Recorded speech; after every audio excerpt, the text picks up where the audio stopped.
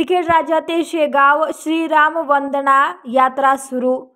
यात्रेचे प्रत्येक गावात जल्लोषात स्वागत। आज अयोध्या येथील श्रीराम मंदिराचा प्राणप्रतिष्ठान सोहळा आहे।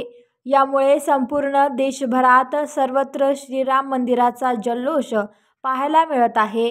ठिकठिकाणी विविध कार्यक्रमाचे आयोजन देखील करण्यात आले आहे।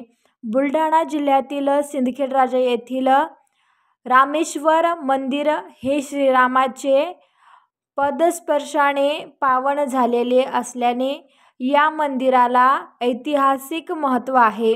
त्यामुळे वन बुलढाणा मिशनचे वतीने सिंदखेड राजा ते शेगाव श्रीराम वंदना यात्रा काढण्यात आली।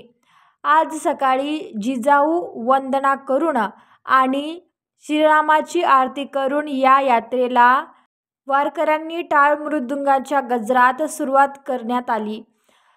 सिंदखेड राजा ते शेगाव तब्बल 125 किलोमीटरची श्रीराम वंदना यात्रा निघाली असून या यात्रेत श्रीरामची मोठी प्रतिमा तयार करण्यात आली असून रथात ठेवण्यात आली आहे। आज सायंकाळी शेगावचे श्रीराम मंदिरावर या यात्रेची सांगता होणार आहे।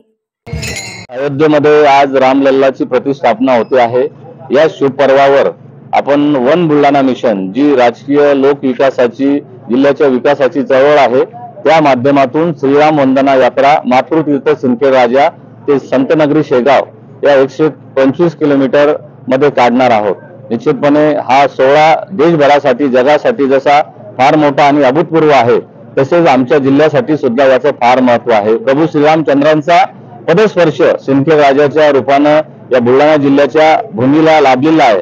त्याच्यामुळे आज या उत्साहामध्ये मला सहभागी होता आलं ही माझ्यासाठी अभिमानाची आणि गर्वाची बाब आहे।